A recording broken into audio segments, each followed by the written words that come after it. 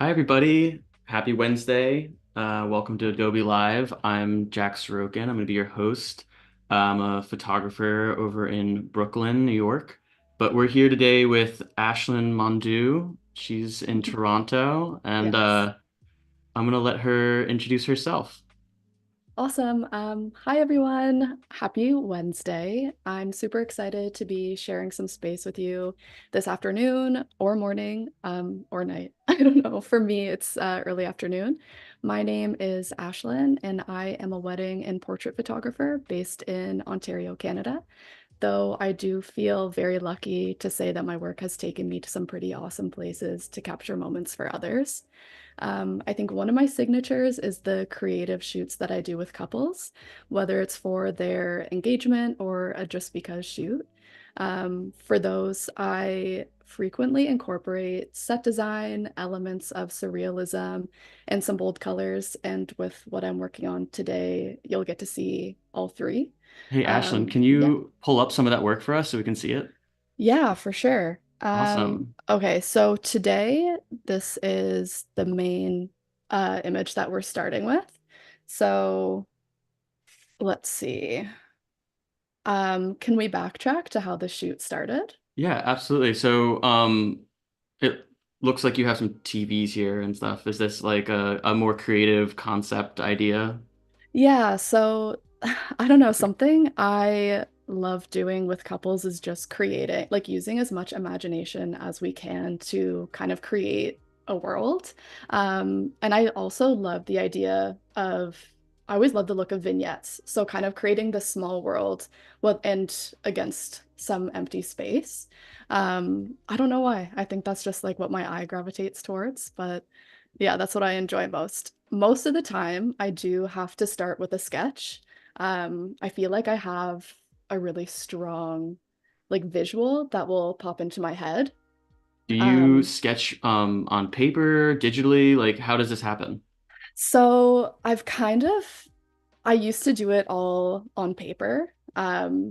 Usually, so basically, I live with an agenda. Like, my agenda follows me everywhere. And for the last like 6 years, it's been a paper copy. But this year, kind of a side quest here, when I ordered my agenda, it never came in the mail. So I ended up downloading a digital one, and now my iPad just kind of goes everywhere with me. So this shot here on the screen is just a digital sketch of the shoot idea that I had. Um, I kind of have a collection of these old TVs that I had used in some set design before. And I thought it would be really cool to kind of mix the TV screens and give it a surreal kind of look with making the screen see-through so you could see what was happening behind. And then I just loved the idea of mixing that with kind of a carnival theme. So I was thinking about that carnival, like when you used to go to carnivals as a kid. I don't know, Jack, if you like ever did that, and there would just be the goldfish in a bag. For sure. I have Yeah. those nostalgic memories, yes. Yeah. And looking back, it's kind of morbid, but I mean, that's just what I was thinking of. So instead of getting actual goldfish for this, or even like photoshopping it to make it look like real goldfish, I wanted to do that like carnival game with the magnetic fish. But I wanted to make sure that they were goldfish. So I made sure to source those.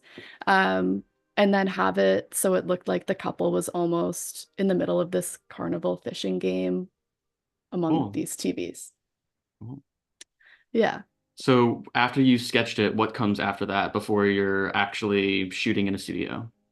Yeah, so once I kind of have the sketch, I make a list of all the materials I'm going to need because I just wear all the hats, like producer, the set designer, the like one that books the studio. So I'll make a list of everything I need for the shoot, and whether it's a couple that has already booked a shoot with me or it's kind of more of a personal idea, and I reach out to see a couple that would be a good fit. Um, I provide them with a mood board, which I will switch over here.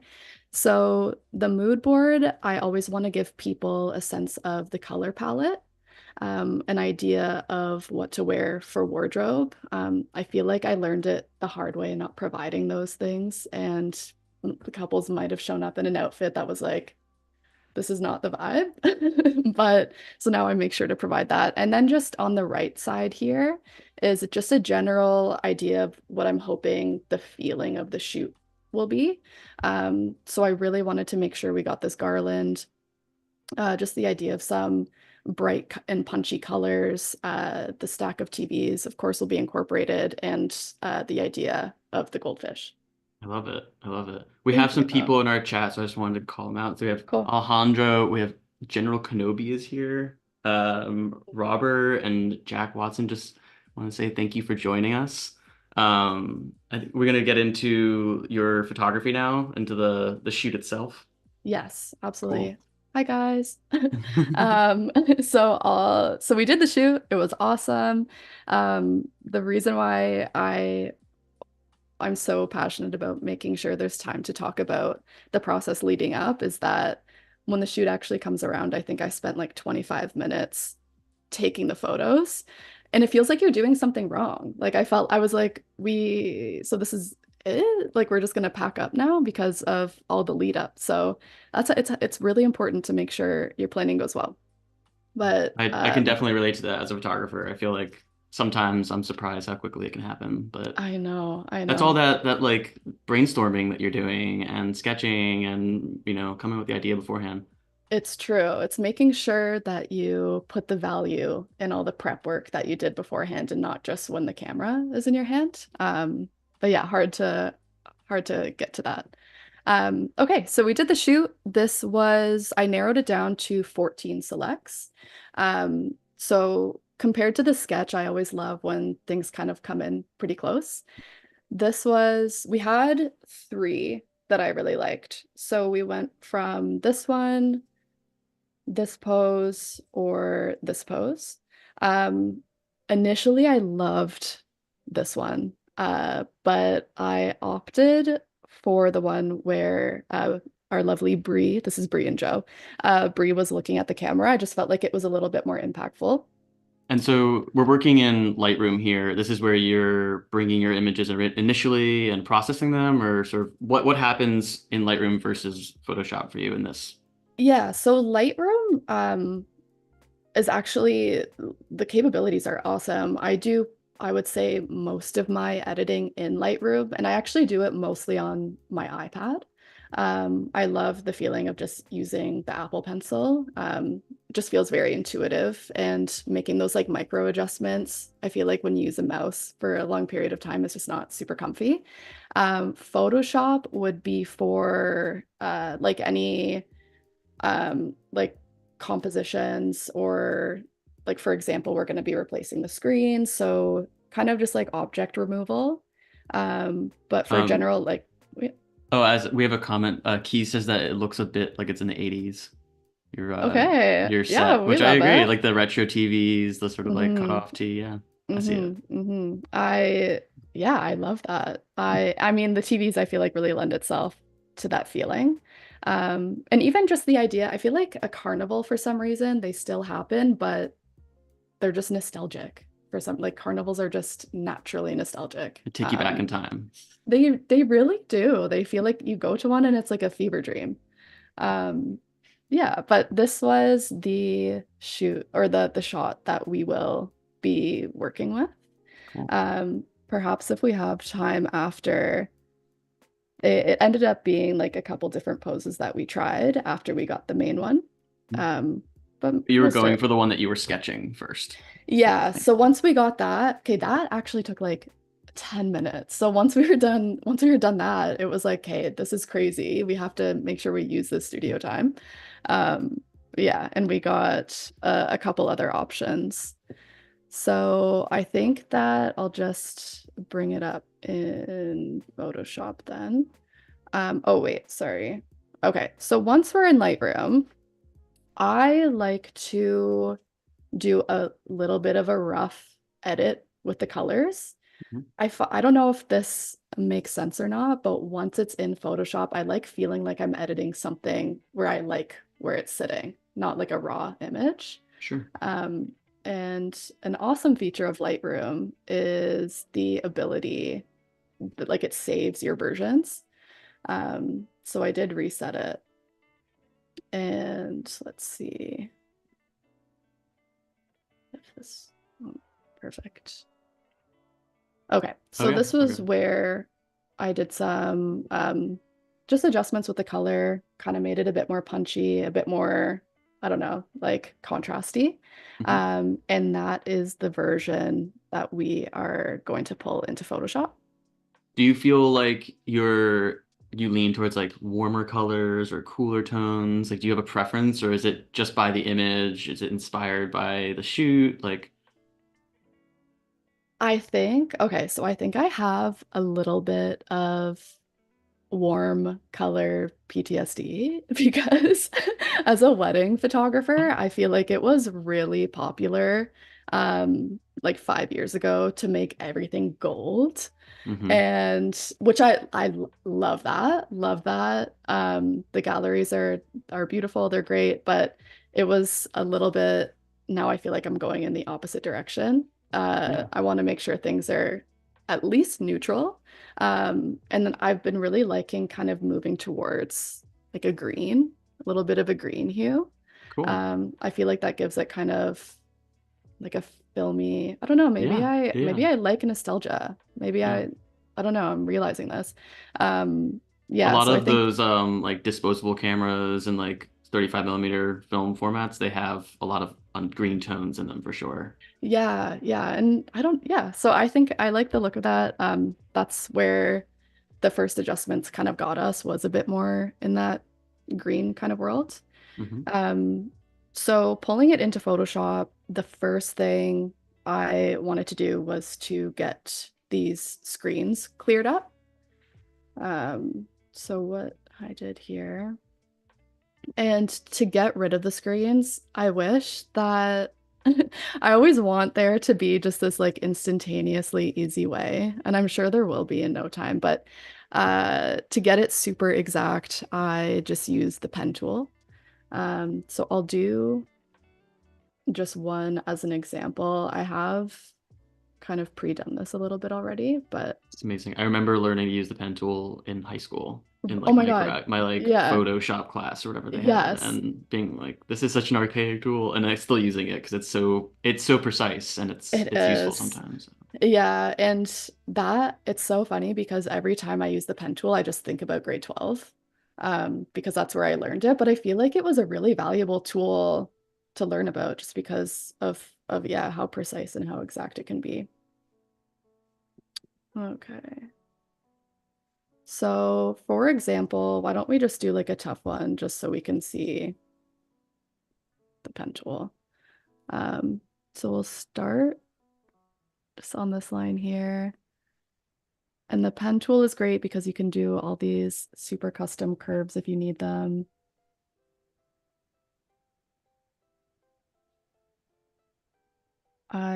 It I, looks like even in the photo shoot, you controlled a little bit for the reflections, like trying to keep your lights out of them and things like that. yeah, no, it was funny. I was thinking about that. And then, so my partner, Travis, he is pretty much like the other half of the shoots that I do. And he made a good comment that was saying in post-production when I'm doing the editing, it would actually be quite valuable to have some reflections because then you can add the screens back in and give it a little bit of an overlay. So Hmm. it kind of gives it like you can still see that it's glass, Hmm. which I didn't think of because usually, yes, you are trying to avoid reflections and seeing those lights. Yeah, you still need a hint of it sometimes if you want, like they're saying, yeah, that reflective quality. Yeah, for sure. Well, a good I example of that is I just did a shoot at a laundromat, which was hmm. really fun. And I think I saw that um, on your Instagram, right? yeah, Yeah, yeah. Well, okay. that was the most recent creative shoot I did other than this one, and that was one where all of the laundry, the washing machines were super reflective, and I did not want the reflection in that because then it was like, why are all these big lights in this laundromat? You know, took away from Yeah. the magic a little bit. Hey, what is your Instagram handle so people know? So I'm on Instagram as just the daisies. Okay, cool. Mhm. Yeah, Yep. there's lots of cool work on there to check out. Yes. Okay. So just going over this now. This is the hardest part. This was like the hardest TV to do. All of the others, I feel like I can't really complain because it was just squares.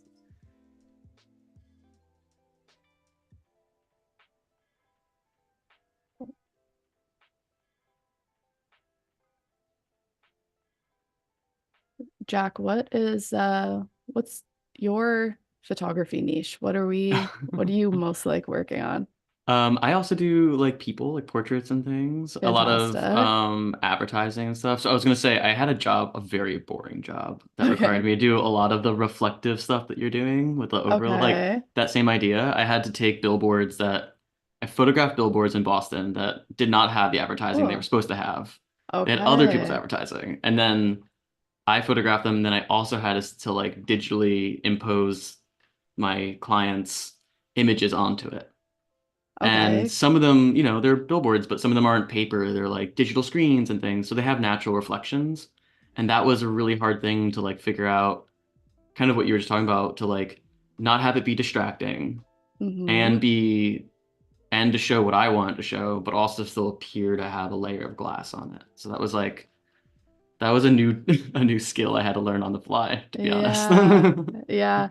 I feel like it's tough because it's so hard when you know what it originally looked like.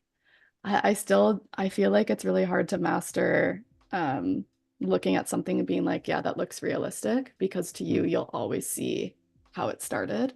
Yeah, my Um, I often bring my wife in to be like, okay, does this look okay? And she's like, oh, what? Yeah, sure. And oh, if there's no big response, then it's she's like, what do probably you? like, Yeah. what? Yeah, I can't even tell. Yeah. Good. Yeah. Okay. Thank you, Wade, for adding. Wade just added your Instagram to the chat so people can link to it. Oh, fantastic. Thank you, Wade. Yeah. Yeah, well, that went a lot faster once we're away from the hands. I know. I know. It's like three lines after that. Um, So I see yeah. there's like a black rim shadow thing. Are you hmm sort of avoiding that? Or are you gonna, or what's the thought process there? So I think the screen technically goes to that edge. I think it's just the shadow because the Hmm. screen is kind of like in a little bit.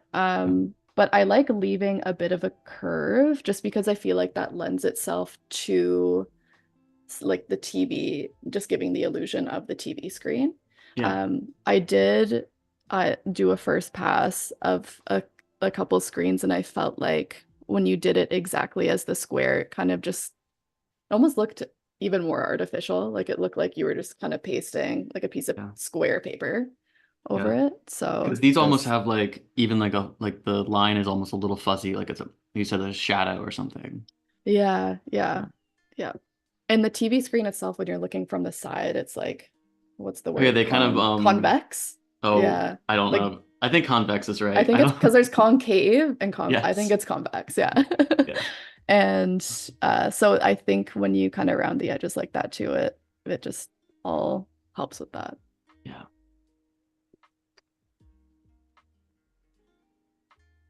And you said that you're in Toronto, right? Yeah, well, technically, okay, Or so nearby. I am in Hamilton, Okay. but I feel like anytime I talk to someone that's either not in Canada or maybe not in Ontario, it's just always easiest to default to Toronto because everyone knows Toronto. That's fair. And I work, I have also had places where I've lived nearby the city that everybody knows. So yeah, and I work so often in Toronto, it's like I might as well just be from there at this point. Like the shoot yeah. was in Toronto. I was gonna Um, ask, so it looked like it was a studio space. Is this a space that yes. you work in all the time? Is it yours? Is it something you rent? A friend's space? Like how do you find room to work? Yeah, so I really love using there's a website called Gigster. I don't know if you're familiar with it. I'm not, Um no. so it's acts like a studio like hosting. It's like Airbnb but for studios or production spaces, even event spaces. And it just kind of, you type in your location and it'll give you a bunch of options. So this was, so I have shot at this space before, but it was, I did originally find it on Gigster. Cool. Yeah. And it's also a free website to use. You don't have to sign up for it. I know, I think it's, oh, like Set Scouter. There's other sites that you kind of have to make this profile and Pay for or something. Yeah. yeah, pay for it. But this one is super free. And I've been super happy with all the spaces that I've rented. The laundromat was also listed on Gigster, which was really cool. That's cool. Yeah. So, okay, we have completed the selection of the TV. So what we are going to do is make a selection. I do usually, I mean, for this, I feather the radius at about 3 pixels. So it kind of just gives me that breathing room that if I didn't get something super exact, it kind of compensates for it. Mhm. And then from here, I'll just delete the screen. Oh, just kidding. Okay.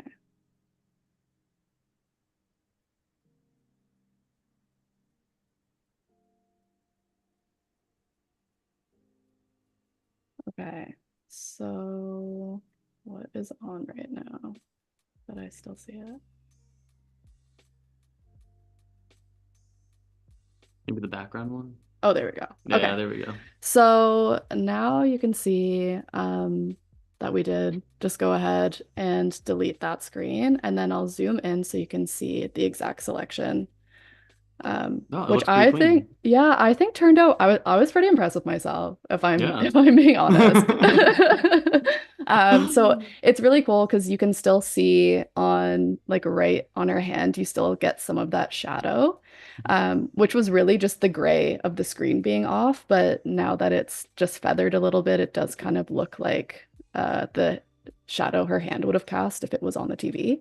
Yeah. And then around the edges you can see that there is that slight blur that's still there, Yeah, which but is I think that's awesome. pretty natural. That's how we were talking about. The Hmm. edge of it looked that way before. So Yeah, yeah, good job. absolutely. Thank you. Oh, thank you. And then we'll go just slide over to some of the other TVs. They were quite a bit easier to figure out. So, but then you can see this, there is still that like convex shape we were looking for, like being a Yep. little bit more dramatic with the curve over here than it might have looked like on the actual screen. For anyone joining us now, this is Ashley Mondoux, and she is showing us a recent creative shoot that was sort of concepted beforehand and shot in a studio, and she is going through the process of Hmm. manipulating what is on the television screens. Carol says in the chat, "Did you save? Did you save your selection that you just made all that effort?" Or Um, Command S, right?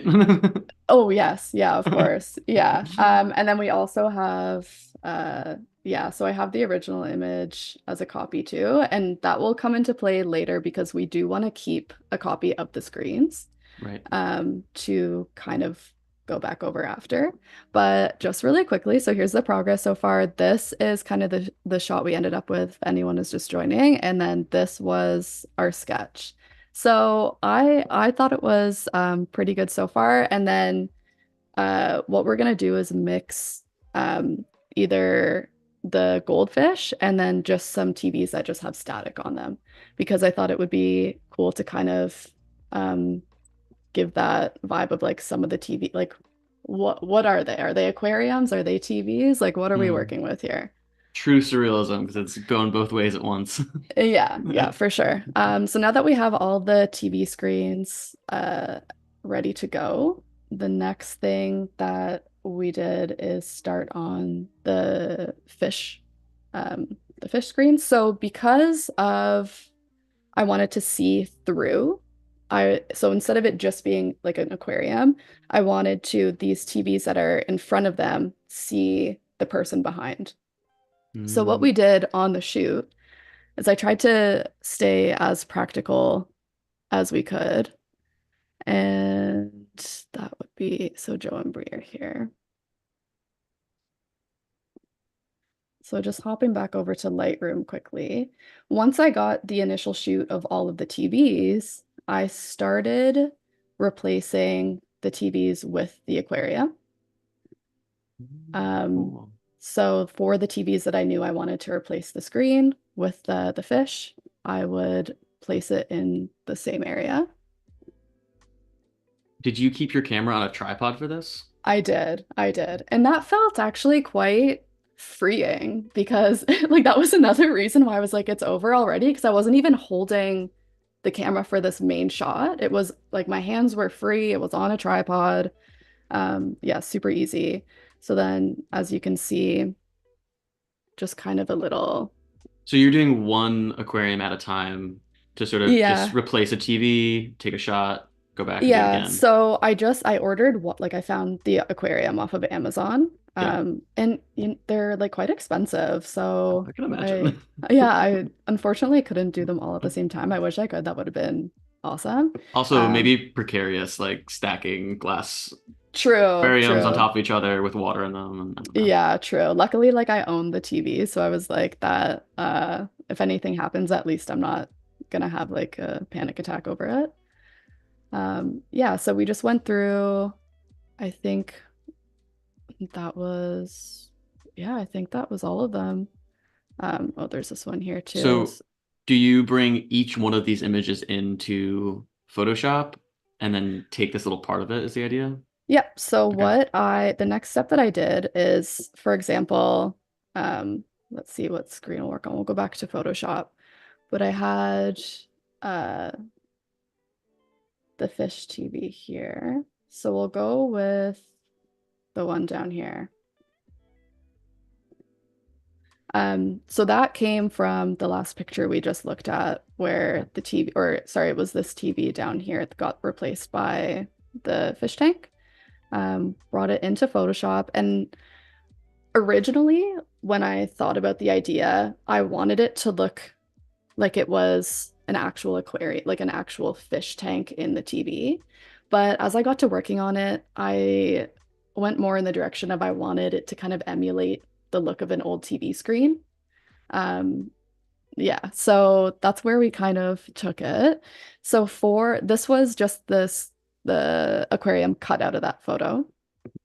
And what I did to kind of get the TV screen pattern was I created this. Let's see if I can see it here.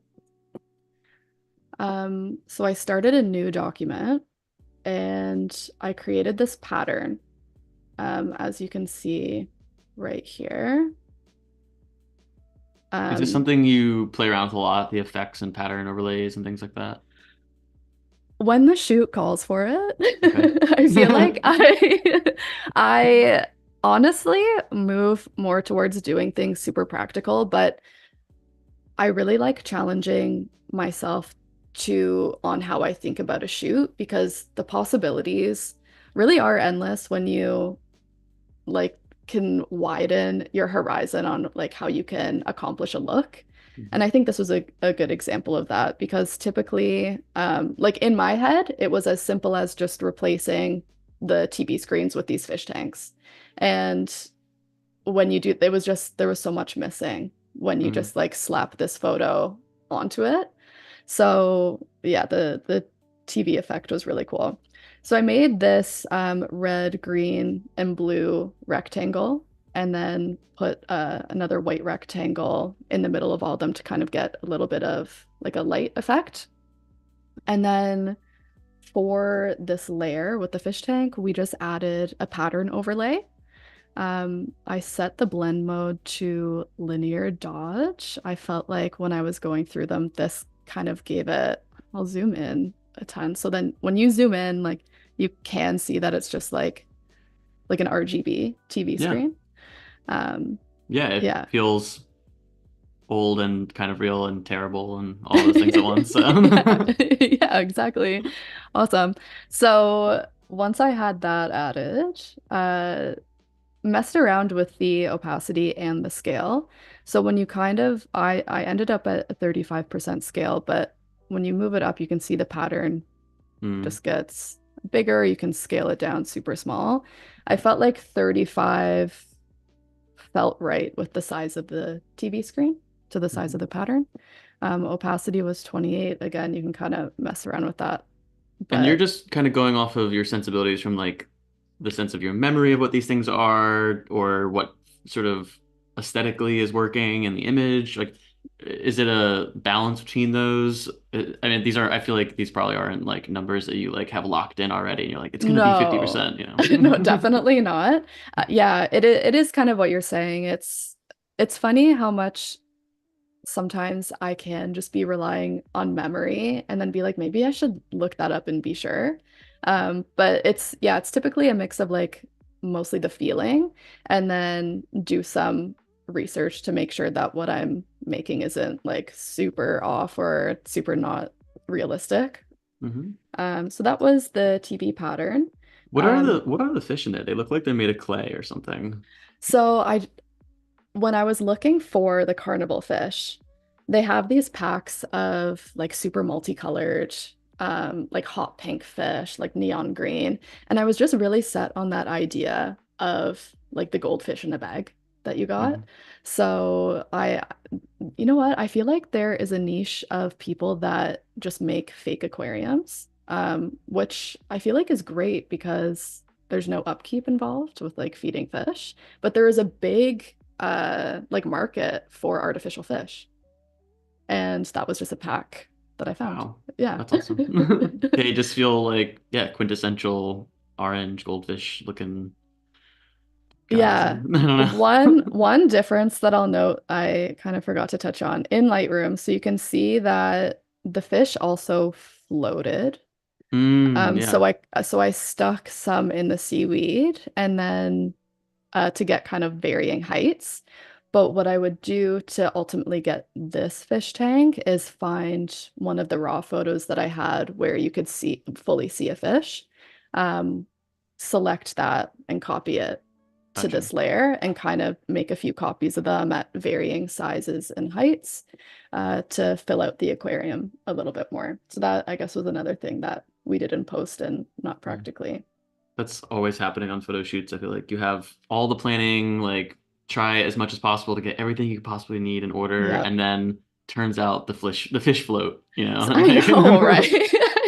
Like, I know. Yeah, it is one of those things. And even it was weird, like these blue rocks at the bottom, they were floating too. It was just one of those things you like you don't think about until you're there. Or you just yeah. hope you always just hope for the best, right? Yeah, Um, absolutely. okay, so before the pattern overlay was kind of the last little step. The first thing that we did was instead, so this image is obviously really, really sharp. Hmm. And I feel like when you think about like those old TVs are not 4K, right? They're like 200p, like maybe I don't even know if that's a real resolution, but they're low resolution. Yeah. So to kind of mess with the photo a little bit, I did a couple blurs and so a Gaussian blur, a motion blur, and then I added a mosaic filter, and Could that you kind of flip through them and give us a sense of like yeah, for toggle them on sure. and off and what Yep, they do each do? absolutely.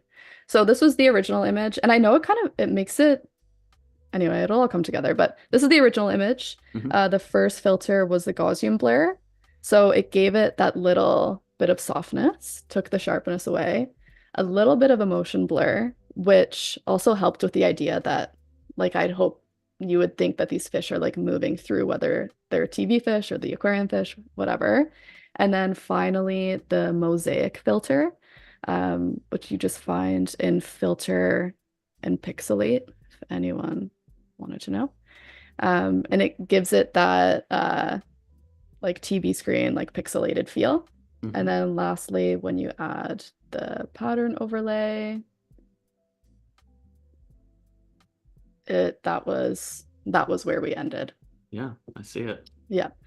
So that was the first layer. I did make a second layer and I gave it a little bit of an outer glow.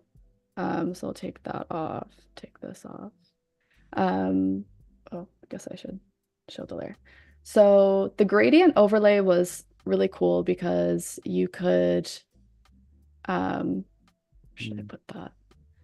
Let's see if I take it off. So here it looks just almost like a photo, Hmm. but here it can kind of give that reflective, again, like leaning into the nostalgic feeling of the screen. Yeah, I was And gonna you say it can, reminds me of the way that those curved screens catch light, sort of. yeah, and you can really use the gradient overlay to play around with the overarching kind of vibe you want. So for example, like I did a blue to green. I felt like that kind of matched what we are looking for in this aquarium kind of look. But I feel like another nostalgic like combination is like the red and Mm. the blue too. So I'll just do that to give you an idea. Yeah, it also feels very TV. See it. Yeah. Yeah, it was hard. It was hard to choose. And then just The actual TVs themselves were kind of greenish, olivey color, like closer to yeah, the first overlay that you had. yes. And then that I put the blend mode to screen and again just kind of played with the opacity to see what felt right. Like obviously when it's uh, a little bit too intense, it takes away from what we're looking at. Hmm. So I felt like 20% was pretty good, but go ahead and reverse that. Yep. But I'm happy with what we ended with the kind of blue greeny and the outer glow. So now, oh, the last thing I did was added a curves layer, and that kind of just brought out the image a little bit more. It added a bit into the shadows and pulled the highlights a little bit. So it also kind of gave that like contrasty old TV look. And I moved this layer over to our working layer. And so which one was that? So right by their feet. So let's see how that one turned out. That would be TV3. And yeah, Oh, look at awesome. them. Yeah. So I'll go, yeah, maybe like TV by TV a little bit, but um super stoked with how these turned out. It was quite a bit of adjusting once we got the initial TV in. Mhm. So maybe I'll take out a few so we're not distracted. Working with this one Yeah, here. can you zoom in on that one so we can see what Yeah, it for look? sure. Yeah, it's cool because you can like see her foot back there and Yeah. And so when we first got it in, I um let's see.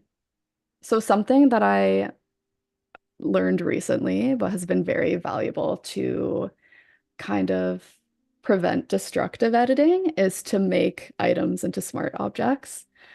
Maybe that's super basic, I don't know, but for I me, don't do that. So can you tell me a little more about it? I'm like, yeah. So when you make something a smart object, it essentially saves all of the kind of creative adjustments you're doing to it. So as you can see here, see the TV3 hmm, is where we're looking. So instead of if it wasn't a smart object, once I adjusted the exposure, the brightness, and added a Liquify filter, that would typically just be part of that layer. right, it'd be like done It would that just be way. done. Like Unless you I would just, undo forever and get back yeah, to unless you undo whatever. Yeah. forever. Oh my God. Do you ever try to, you're like, oh my God, I have to get back to that. And then the undo maxes out. Yeah, and It like was right, too far away. it always maxes out like two steps before I where it needs to know. be. You're like, Like oh yeah, always. we're right there. And then it's like, no, like we did not go back that far. Yeah, so I learned the hard way that anytime you can kind of prevent destructive editing, maybe do it. So yeah, Yeah. the smart object, as you can see all the adjustments I applied here. And if there's ever something that I hated, I can get rid of it. Or what's really nice is, for example, like say I wanted to go back to the hue saturation, I can double click it and it shows the Mm, adjustments that I have made. that's So it's cool. not like it's an adjustment and then you have to do another saturation, another one to get back to that, like you would if you Yeah. did it without being a smart object. But with this, it kind of shows where I was at. And how do you turn it into a smart object if people don't know? Yeah, so all you do is just right click on the layer. once it's selected, and you can convert to smart object. I wish I knew the shortcut. I'm not a super pro with that. If there's like some quick, easy few buttons you can press. Usually it shows it on the side, like you can see all the hotkeys. So I think you need to invent your own if you want, if it's not already Okay. there. Oh, fantastic. Okay. Yeah, You can assign I'll one if find you're that doing one. it all the time. Yeah. But yeah, easy right click after you select the layer, convert to smart object. There Cool. are some limitations to a smart object. I found that, for example, like I can't use the dodge and burn tool on it. Gotcha. You'd have to like rasterize the layer, but Um, small thing to give up. Marcy in the chat said some of us may be old enough to remember when there was only one undo. Not No. the I can't even imagine.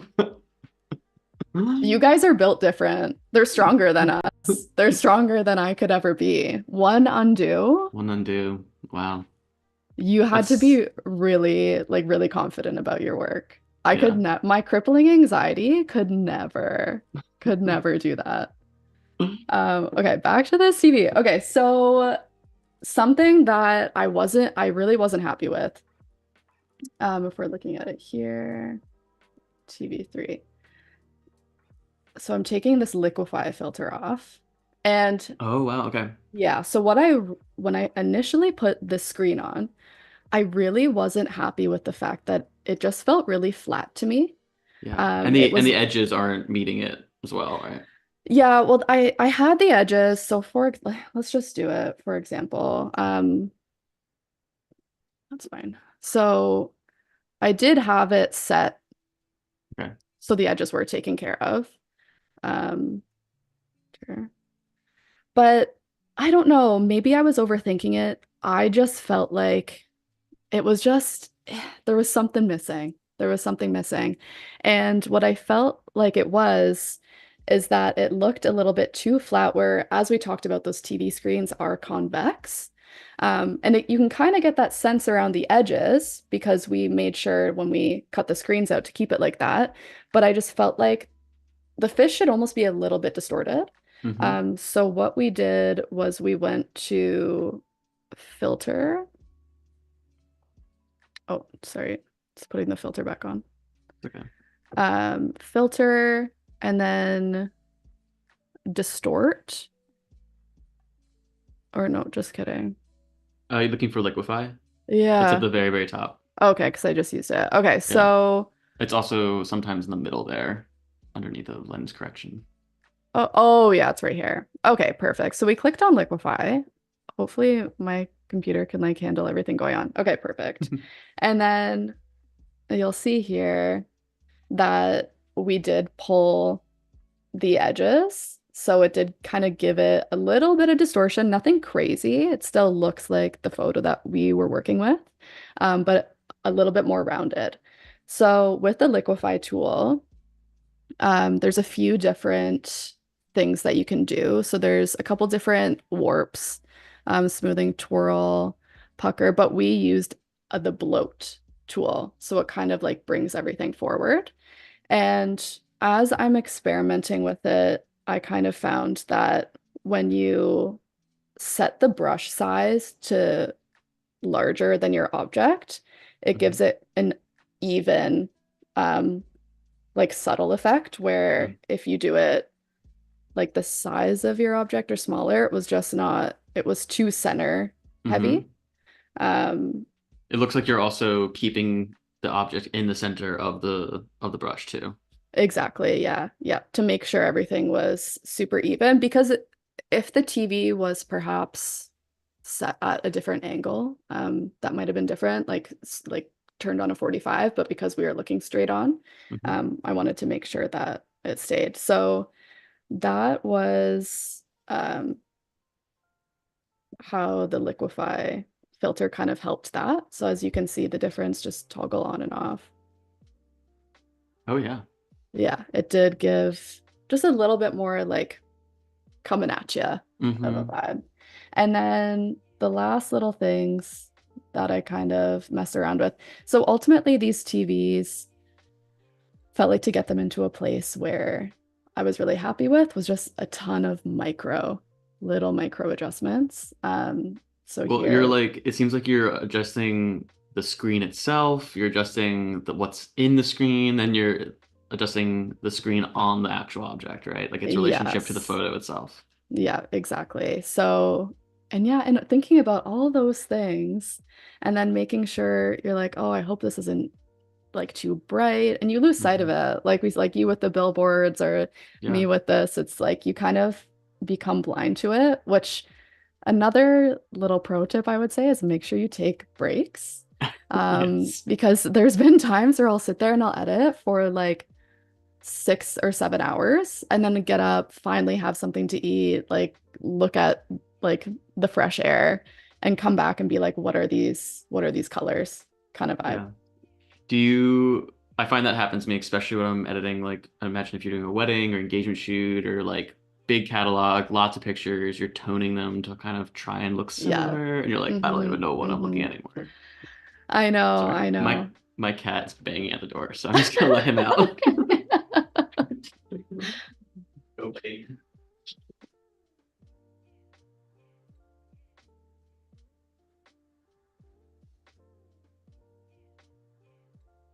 Apologies. Oh my God, never apologize about a cat. I don't know if you guys heard Yes. mine. He was quite loud like 5 minutes ago, but he gave up on me. He wanted some Mm, attention, couldn't give it. Have to wait another 45 minutes approximately. yes. Okay, so to finish off this TV, we added some exposure. Just I don't know. This is kind of just now I don't think there's anything that's like black and white the right answer. I just liked the look of it being a little bit darker. And then the brightness contrast as well. It just felt more like a screen when Mhm. I did Well, yeah, I that. think it seems like you're trying to relate the exposure to the brightness of the gold and brown at the edge Yeah, of that TV, which is such a cool looking TV, by the way. yeah. And the last thing I did, I made a copy of this screen and added it's an exact copy, but all I added was an inner glow. So with that toggled on, it kind of just gave a little bit of that like flattened Yeah, like screen kind of look. And yeah, that was like the finishing touch on that screen. it looks great. Yeah, I was that's my favorite screen. That's why I wanted to do an in-depth one of that one. That's my favorite one. But we'll go, so that was number three. Um, so number one was over here. Another favorite was this one over here. Oh, that is cool because that one you really get to see the leg going through. Yeah, yeah. And I thought it was started out with a little bit of an error, but turned into something that I really liked the look of was that Okay. when we did those shots where we took out the TV and put the aquarium in, her leg was not at the exact same position. So this was kind of like it couldn't be the exact like flowing line. So then Right. I was like, well, with the TVs, why don't we just kind of make it a little bit magnified, like a little bit larger than life? Just like Hmm. it just leans into that theme, right? Like nothing was very literal for the shoot. So it It was kind kind of of it kind of makes it feel like there's a camera on her leg. That's that's like the lit that's cool. like a little zoomed in on it. Oh, I see your cat Yeah. now. Oh, Came back. that's Mortimer, Yeah. if anyone was wondering. I think Um, somebody in the chat was calling back for the cats to come on, so they wanted yeah. and Morty. mine He and the is dog are right there. like the perfect cat, seriously. More like a dog than a cat. Yeah, this was a cool screen to do as well because we did use the pen tool to cut out the tickets and make sure that was uh done with and like really crisp. Hmm. And I liked this screen too because it's probably the most modern of the TVs that we had in this pile. So I went a little bit more contrasty with that like screen look. I feel like this is a TV I remember having. I Um, definitely recognize that. yeah, like definitely uh played a lot of like Super Mario Bros. On a TV like that. Yes. Yeah. And Oh my God, a cat and a dog. Just endless banging. A cat and a dog. A cat and a dog. Yes, Do they're they get along? buddies. They That is are, and they so were cute. together, being like, let's break out of here." That's so funny. Yeah. Another thing that I liked about this screen was that the variety in it only being like a half full fish Mm, tank. So it was kind of cool. It wasn't like this overflow. It was like only half filled with water, where this one was a little bit more all the way to the top. yeah. But it was the same process for all of the TVs. So just going back to this layer or this file, So, since sorry. the process is very similar, are you copy and pasting a bunch of these effects, or do you have to go through each one and individually see what works and what doesn't work and apply Yeah. them? Yeah. So I went through each one. Yeah. Um, that was this one, for example. Let's see. Okay. And then we'll go to like we'll see how this was different. Yeah, so this one, the gradient that I used was different as well. Hmm. Um, and I really liked how that one turned out too. But I tried to give it a little bit of a variety instead of doing this exact same process on each screen because at the end of the day, they're all different TVs. Yeah, that makes sense. Yeah, so that was TV3. So then the one we just looked at was this TV here. And you can And kind this of one has the see, same sort of thing where like the leg is not exactly where it is, but yep. it kind of works because you have them all doing that to some degree. Yeah, exactly. So yeah, once I committed to one, I'm like, okay, we're just magnifying all of them. But I just loved the variety in kind of the colors of the screen because that was the one thing that I wanted to try to be realistic about, that if you had this pile of TVs and they were all turned on and they all had a picture, they wouldn't all look the same. Do they play with each other? Yeah, yeah, their Dash is the one that yeah, that's Dash. Um he is so sassy and is just so spoiled. Like he's never known what it's like to fight for his life, where Mort came from the streets. He's like, why did So I not get to be a guest on the Adobe Live? He's like, I yeah. know. He's like, I have a lot to say, actually. I contributed to this photo a lot. Finishing off the screens, we have three up. This was number four. And then I'll zoom in because we did cut out the screen earlier. For anyone joining us now, this is Ashley Mondoux, and she's showing Ashlyn with an Ashlyn. I'm N. so sorry. I'm It's sorry, okay. Ashlyn. And I was so good earlier. It's okay. Um, but yeah, Ashlyn is showing us a creative shoot she did pretty recently, where she's manipulating these TVs and turning them into aquariums, and sort of has been going into the process of how to make them look realistic to her and also different from each other, so that they're not just a uniform look. They have, Hmm. variety, and it Hmm. carries her creative vision. Yep. So thanks for the recap, Jack. Love it. Hello, everyone, if anyone is new. This is the last screen. Earlier in the stream, we did use the pen tool to cut this out. So now you can see when that's kind of applied. I love the blur around the edge because that is just, it is what it would look like. So that makes me super happy. And then also what I did change was, as I mentioned earlier, I would just take out a selection of a goldfish and kind of place them throughout the, like each aquarium screen. So you can see how they all differ too and where the fish are placed, how many fish are in the aquarium, that kind of thing. Hmm. So that was the last screen. Really happy about that one. And now that all the fish are done, we moved on to the static. So that was something I also created over here. And that was there, it wasn't as involved as the like creating the like RGB TV kind of look. Oh my God. Be nice to each other, please. Be nice. God, that actually works. Like they listen to that. Um, so for to create like a really easy static screen, I just created a new layer.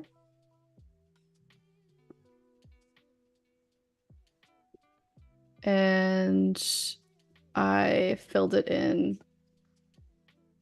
just with black. Then went to filter, add noise, and did like something crazy, like 400%. For the distribution, it's not uniform, it's the Gaussian. It's okay. And then to give it kind of like the staticky movement, I just added a Gaussian blur. Oh, just kidding. That was aggressive. Oh, no, It it's just be here. at too high Okay. of a pixel, yeah. Yeah. That was hidden behind my screen Oh, of my floating head, so you're getting in your own way. I thought I finalized it. Yeah. Honestly, I think I did like point Yeah, point it seems eight. like it's a subtle thing that it needs. Yeah, yeah, because you don't want it to like look like it's like you want it to give that static look, not look like it's all blending together. So Yeah. point 0.8 was pretty good for me. And then the last one I did was um a motion blur. It seems like you And combine those two a lot. yeah, honestly, I just give credit to like the past tutorials I've watched and other people that I've learned from. I feel like for this instance, anyways, like on the TV, when you think about it, it's like, well, of course, like there would be a like a feeling of motion, and you would hope to kind of like encapsulate that feeling. So that's what we ended with for the static. And I'll bring that back over here.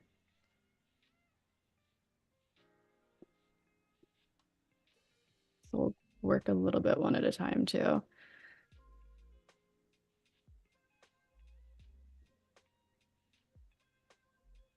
So once I brought the static over, same kind of deal as the aquarium screens is that I did also use a bit of that liquify. Like I did bulge it. This was not a smart object. So once it was done, it was done. I felt like the static was a little bit easier for me if I did need to start over. It was literally just duplicating that layer over here. Mhm. Um, yeah, so but the thing I added once it was over here was I did do that RGB pattern overlay. But what I The bars that you showed us earlier, the sort of red, yeah, green, blue vertical ones. so you can see them over here on the right side Yep. of the screen. That's just what the pattern starts with. But if we're looking at the first one, and I'll do the pattern overlay. So on the fish aquarium, the pattern was going vertically. Hmm. And then on the static one, I just felt like when you think back to when you've actually seen like the TV on that static screen, there's almost like a line that kind of travels through it as well. And for me, it just felt a little bit better doing it horizontal. And it was awesome for the screens to give even more of a variety. So I did just adjust the angle of that pattern to 90 degrees. So it was completely horizontal. I love that you And went that route because when you were showing before how you made the static, you had left it monochromatic noise. mhm, And I was thinking, oh, maybe she just will get the color through, or the bits of color that's in there through not making mhm. that. But this is such a smart route because you're right. Like those TVs have almost like a layer to them. Yeah, Yeah. yeah. Yeah. So, Hmm. and it really works. Like I can see it there. So, Yeah. kudos to you. Thank you. It was one of those things where I love just the problem solving aspect when I mean, all parts of the shoot, like from planning to getting it into Photoshop or Lightroom or however you're editing it, but it's never as smooth as you think of it in your head. You're like, oh yeah, like in my head, everyone, I literally thought I was gonna cut out the screens and I was gonna slap on the second photo. Like I literally thought that. I was like, yeah, that's gonna look exactly perfect. Like, and so much more went into it. So yeah, that's just one of those lessons that you learn. I think But photographers yeah. get pretty good at like working on the like dealing with changing environments, around what they Mhm, thought was going to happen and what's actually happening. mhm. So maybe all your experience with like, all those shoots has led you to be able to change on the fly with this. It definitely makes it easier to cope with. I feel like I used to have a much harder time when something wouldn't go how I imagined it. It would be more like it either goes how I think it's going to go or it doesn't work. Where now Mhm. it's like I'm much better at making like small adjustments as I need to. Yeah. Um, yeah. But with this RGB pattern, we turned it. And again, with the blend mode, I don't, I feel like Travis and I always talk about how we feel like we're like 85% artist and like 15% technical. Maybe there's a better blend mode. I don't know. I went through them. This was what I liked. I liked vivid light. I liked how you could still kind of the RGB kind of shone through a little bit, Hmm. and adjusted the opacity to what I felt like looked good. I admittedly also use the overlays in a similar way, like blend Okay. modes. Like sometimes I Yeah. know what I'm doing because I've done it Yeah. before. I'm like, that one works this way, but Yeah. I'm reaching around in the dark most of the time with it. I just feel like it would be, I mean, obviously people do know it, but Absolutely, look at yeah. how many there are. Like, look at how many there are. You're not telling me that I will memorize all of them. I'll just go through them every single time. It's fine. Yeah. So that was the first static.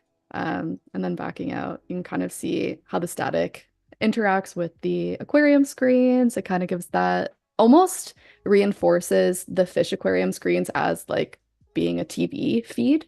Hmm. And yeah. Is the inner glow what's making it a little brighter on the top, like left, like a little bit of that like shape that it has? Thank you for noticing. So Okay. that was actually, I went in with the dodge and burn tool Okay. after to kind of lighten and darken some of the areas only on the static screen. Because again, with the smart objects with the fish aquarium, I didn't want to do things that I couldn't undo. Yeah. So the static one, easy enough to work with. I did do some dodge and burn, and then, but I did as well add an inner glow. It didn't. I feel like it didn't. It was very subtle if it did anything at all. But that was number one. Number two, similar kind of thing. I did. I kept all of the RGB horizontal for all of them, but I did again those kind of minor adjustments with exposure, with contrast, and the curves to kind of give even the static its own look for each TV. Yeah, it feels like this one's a little warmer, yellowy or green or Yeah, something, which I yeah. like the changes in that. And you know what I think contributed to that was, yeah, so I did change like the opacity and the scale Mm. so I found when I like, let's see if I can zoom in.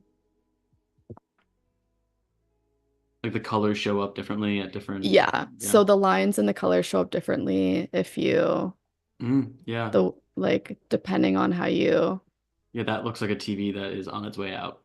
yeah. Yeah. Or it's like just off, or what was that message they would do when like TV Oh yeah. stopped TVing?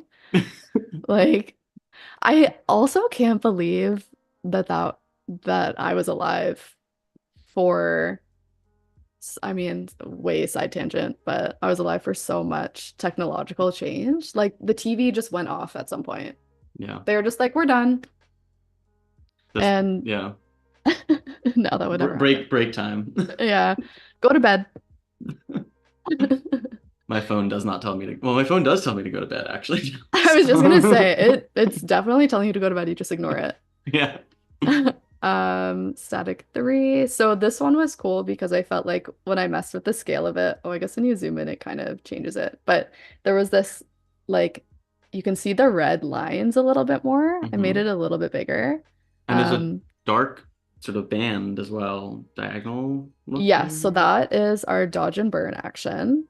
Okay. Um, Again, from memory, I felt like the static, there were so many variations of it when you really start to think of it. It was like you either saw the bands or it was you did see it like there was the diagonal. Um, and it also lended itself to kind of looking a little bit more like a screen. So that was this one. And then when we go here, that was, oh, that moved over.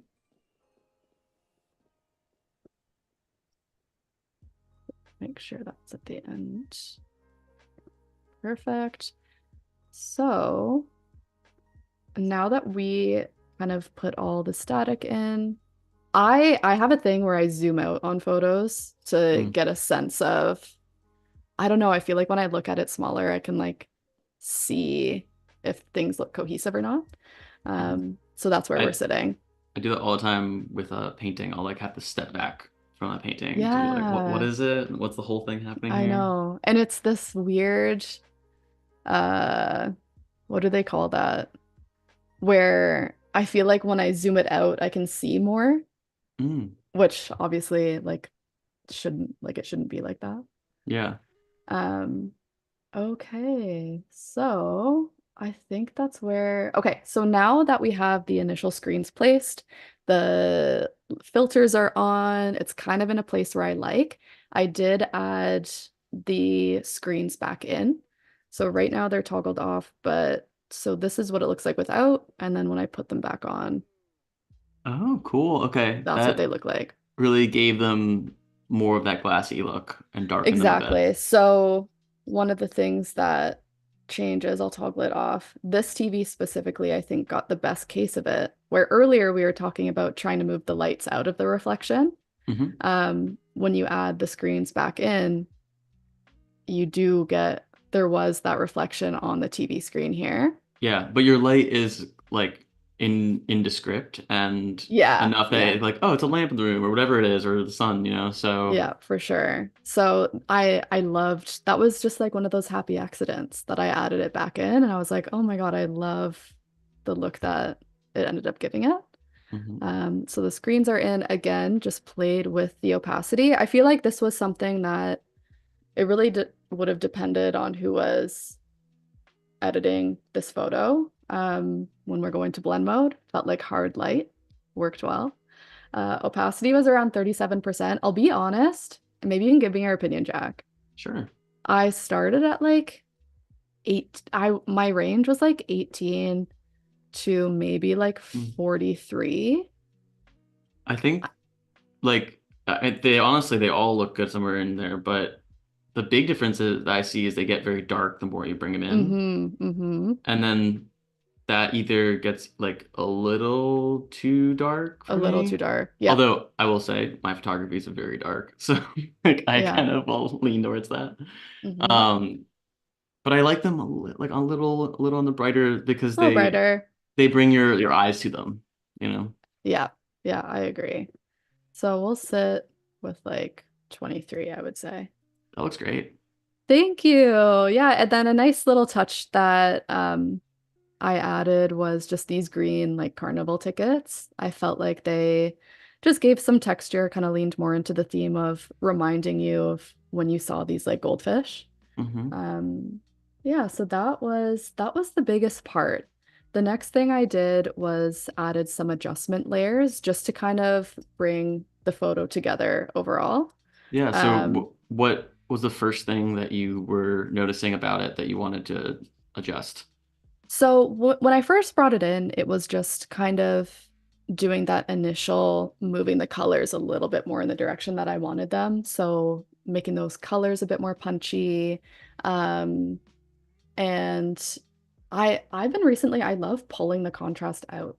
I don't know. Mm. I don't know if my camera like defaults to like a higher contrast photo to start with, but yeah, I've been pulling them out and I kind of like the look that it gives. So Yeah, I mean, you were talking about wanting some of the not to harp on the film look, but that yeah, analog nostalgic look, the greens that yes. you're mentioning, Yeah. like a little softer. Well, the thing that because I do shoot on film too, and the thing I love about it is that it's super trendy right now. People love film, but I feel like it'll always be timeless. There's like the aggressive film look that is kind of popular where like people way overdo the grain, but I Mhm. just feel like when you do go back, you look at photos taken on film or even like movies, TV shows that are done on film right now, it's timeless. The colors are perfect. And that's an So inspiration for you, it like even is in a for digital sure. format. Yeah, yeah, it's really cool because my great grandfather, I have some of his film cameras, Mhm. and he like there's so many photos of him like doing photography as well. So and then my grandfather had a dark room like in his house and did his own developing too. So it's been really cool to kind of um keep that as like inspiration moving forward is just like keeping things timeless and keeping things like true to how photography like was, I don't know, meant to be captured.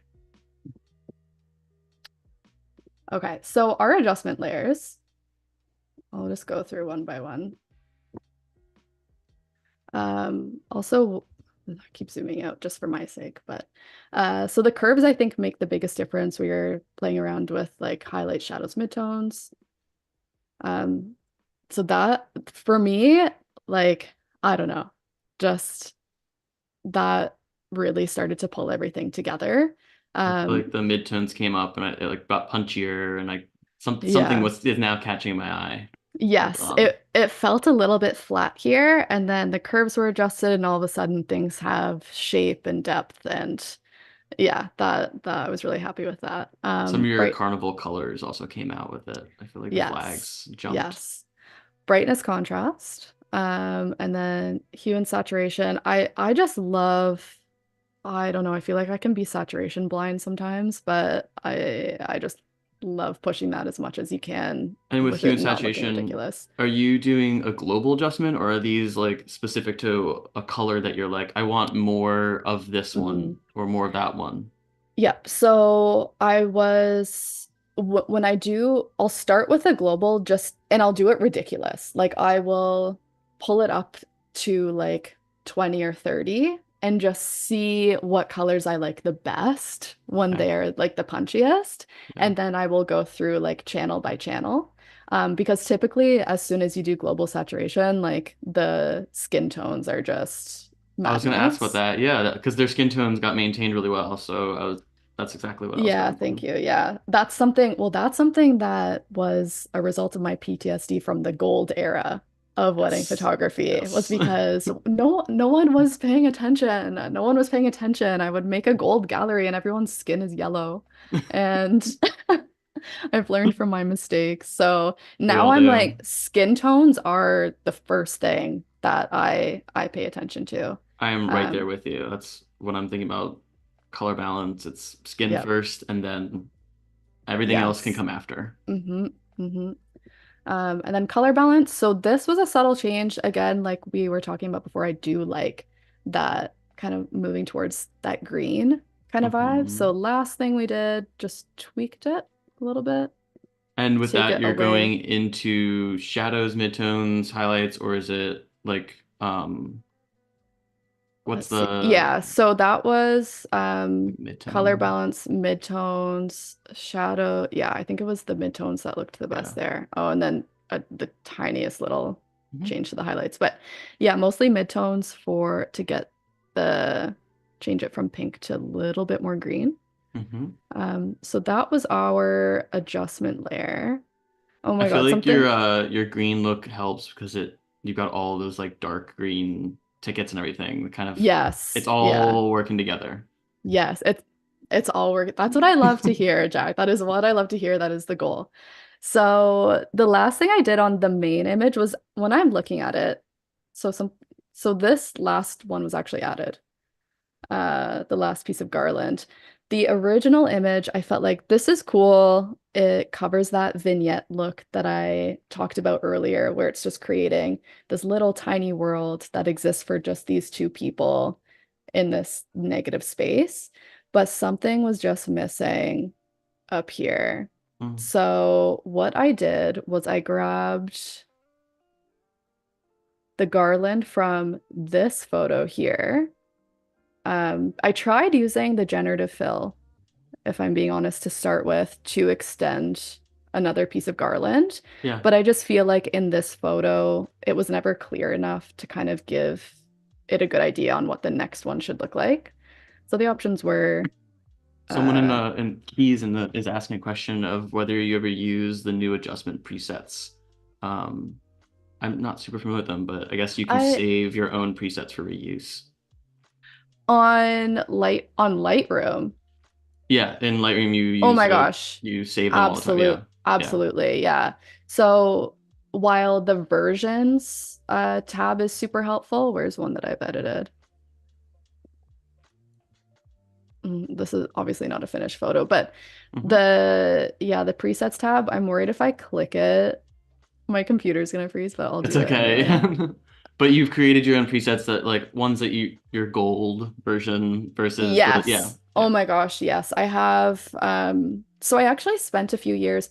I think a great resource for looking at presets if you want to kind of get inspired with different looks is going to Creative Market. Um Not only presets, but they have a ton of creative assets that are for personal use, commercial use, like they have a bunch of different licenses, and I've gotten a lot of really good use out of getting presets and kind of seeing it helps you understand what the settings need to be like to achieve a certain look. Because Mhm. sometimes you're like, I think curves was a really hard thing for me to learn to like it's because it's the most subtle little Yeah. changes on those. Um, So Keys is saying that actually Photoshop has the ability to save your adjustments as well now. So I think we have new tools we have to oh, learn. oh wow. Immediately yes, that sounds crazy. I don't even know Yeah. what that means. Like Well, saving your edit. Oh, yeah, like these sort of adjustment, the way that you're using color balance or the way you're using these. Yeah. oh, Yeah. that is Anyways, really cool. I don't want to sidetrack you from showing Oh us how no, that's you finish okay. the image, but Yeah, that's really cool. I'll have to look into that because that would be fantastic to be able to just do like that one click and even if it's just starting there. yeah. Cool. Okay, so yeah, I took the this garland here, moved it over, but what I did instead of selecting the whole thing, I just used the quick selection. So I cut out the garland from the background copy Hmm. so that the selection tool wouldn't get distracted by anything else. And when I went to the first layer, I used the quick selection tool and did select subject. So then that way it was focusing on like what it thought the subject was in that little piece of the photo. And it did a great job of selecting just the garland. Let's see. But it did leave out the string. So that's something I would have to fix a little bit later. Um, and so when I added it back in, I did do a little bit of an adjustment. As you can see, it ends here on the blue one. Hmm. So when we brought it in, the blue one was here, and then I just made a copy and moved that over to restart. So the garland ended on that nice curve. Helped the And composition a lot. It sort thank of, you. Yeah, yeah. yeah, I was happy with that too. When I did move that one in, I did have to just make some changes to like the hue and saturation to kind of color match it as best as I could, Mhm. which I feel like was okay. But as you No, can it's a good job. see, that's something I will have to work on to finish up after the stream is to I'll probably just grab these pieces down here and just extend them and clean them up. When you're zoomed out, I feel like it's like hard to tell, but yeah, I'll make sure that's done. So finishing up the photo, it's sitting at a really good spot. I did add some brush, just general brushing, and what that did, toggle on and off. If the TVs were on, of course, there would be a bit of a Mm, glow at the bottom, so that covered the glow. I did add, if you look at the screens, just a bit of brushing to kind of bring out for the fish aquarium TVs, since I didn't use the dodge and burn. Just wanted to give some highlights, a little bit of attention. And then lastly, he's holding a fishing rod. It would make sense if he had something on the line there. So I added this fish here. oh, very And cute. I then love it. overall, that was kind of what we ended up with. It's amazing. So did the fish was just one of these ones that you were using inside of the aquariums, or where did that image come from? The one on the fishing line. Yeah, is it just cut out from one of these other ones, or is it Yeah, like so that photoshopped or was photographed separately? I thought about photographing it separately, but then if this didn't work out, but going back to like, oh yeah, so I guess the presets don't matter here anymore. If I go back to this, there were a couple like really good photos where, or yeah, the fish was like pretty perfect. Yeah. So I just cut it out of there, added a little bit of a blur so it wasn't super sharp, and and then I did a little bit of a burn to get some shadow on the side here. And with like the other images from the shoot, the other shots that you developed, do you Hmm. think you'll go back and edit those too? Or when Oh, you work on something absolutely. like this, are you like this is the picture, I love it, I don't want to touch anything ever again from the shoot? I overshoot every shoot that I have ever done in my entire life. That is just what works best. I think it's the anxiety. It's like, okay, I have like if I got this one shoot, I have to make sure that I at least have a couple for safety. Hmm. So, but this was just fun. Another one that I'll be working on Yeah, do you is already as have a you select of the one that you like? I think did I yeah, Oh so yeah, another here. yeah, so another concept that I got them to do was just to each pick their favorite TV and hold it over their face. And then what I wanted to do was kind of like that like Bratz doll kind of Okay. effect where their head's gonna be like way Yeah. like much bigger. Like the way Um you've been magnifying their bodies through the exactly. screen. Yeah. Exactly. So then we got kind of some plate shots for the TV replacement. So that'll be something that I do down the line. And then there was one that I had, let's see, I think it's in this gallery. And then just a solo one of Brie. I thought it was really cool to kind of get that variety of her instead of just looking at the fish or being behind the fish to start grabbing them out of the Hmm. aquarium. Yeah. And then I think I have like a working shot of that one.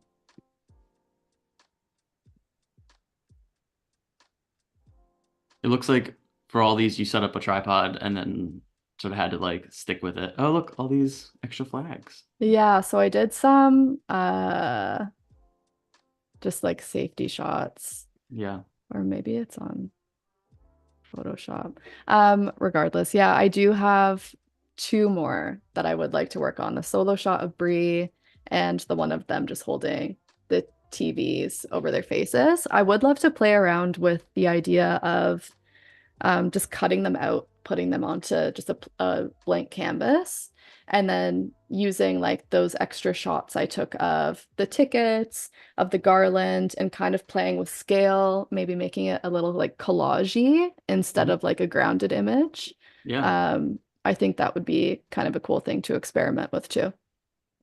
Yeah, that would be really cool. I love the is there an image down below with someone's hand in the aquarium while like the picture of them? Maybe. Oh, There's something about that that is yeah, that's like kind of cool. Yeah. So that's Trav's hand. Shout out to Trav, for always being with me on shoots. He was like, "What if we made some movement in the water?" Didn't do anything, but it was like a good thing to try, of course. Um, So will we yeah. be seeing one of these images or the one that you edited on your Instagram or your website, or where do you share this kind of stuff? Yeah, so I share it on both. My Instagram is usually the first place to see it. My website is more for those like overhaul portfolio updates that Yeah. happen like maybe a few times a year. Yeah, yeah. My Instagram is definitely where you see things first. And I kind of had the idea for posting this is I guess like everyone who watched this kind of saw it first, but my post, I'd love to go through like the different steps of like the original image with the TVs added with the adjustments. Oh, cool. So people Um, can see how it's changed and evolved. Yeah. yeah, so that's one of the things I love to do on Instagram is to show the behind the scenes of the shoot versus the finished product. So that's something you're interested in. I will definitely be continuing to do that. Um, yeah, Very cool. yeah. Um, wow, this has been so cool. I feel like I've learned some new tools for myself. Oh, fantastic. Yeah, I feel like I need to dive into the effects and smart objects now more. And Yeah, the smart objects was a game changer because I was absolutely just destroying everything I used to edit and then just getting really mad at myself. So honestly, that might even, I don't even know if that's a new capability, yeah, or just something new to me. But regardless, it definitely made this editing journey a lot better. I love it. I love it. Mhm. So. again, people can find your new work on your on your Instagram, which is Just the Daisies. It's also your website, right? Yep, so just the daisies across the board. Something else that I do have linked in my Instagram bio is I did create a booklet that outlines start to finish of planning a creative shoot. So you can download it for free. I'm a big advocate of accessible education, so it kind of breaks down the steps and yeah. Cool. Well, Mhm. thank you everybody, for joining us. Carol, Wade, thank you for all of the links today. As we've chatted through places, not just your work, but also some of the websites and resources you were mentioning. And to just everybody that joined us. There's a replay of these live shows. So if you missed it or part of it, you want to listen to our fantastic conversation again, they are available after the live event as well. And if you want another peek at all the cats and animals that joined us, they have made appearances if you missed it in the background of our shoot. Um, so yeah, we're gonna wrap up now. And again, replays are available. Stick around for more live shows later today. And Ashley, just thank you so much for joining me today. It was a real pleasure. Oh, thank you for having me. It was awesome getting to chat with you, Jack, and getting to show my work to you all. It was great to share some space with you. So thank you. Thank you, and thank you, Mhm. Keys. Yes, this is my first time hosting. I've been a guest a couple times before, but You I did a great job. appreciate. Thank you. It was so much fun. You were an Mhm. awesome guest. So Oh, thank you. yeah, yeah. Stick around for drawing a blank. Is I guess next.